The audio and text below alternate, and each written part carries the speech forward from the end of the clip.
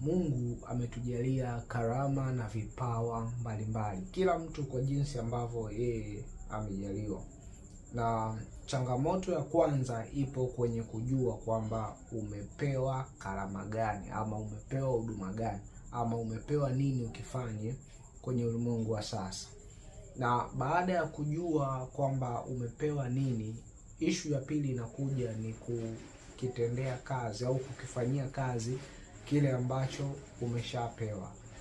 Na kuna watu wanapata changamoto sana namna ya kuanza, kwa sababu wengi wanatamani kuanza akiwa tayari ana nguvu. Kwa hiyo anatumia muda mrefu sana kujikusanya nguvu, jambo ambalo ni nzuri, lakini idadi kubwa ya watu wa namna hii ni kwamba atakuwa akisubiri wakati wa kuanza.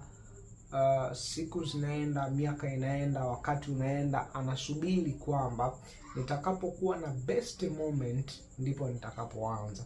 Nataka nikwambie kwamba hii dunia haitakuachia wewe wakati ambao utajiona kabisa kwamba saizi nina kila kitu ili nianze.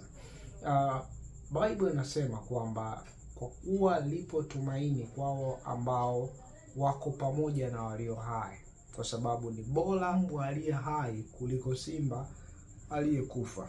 Kwa hiyo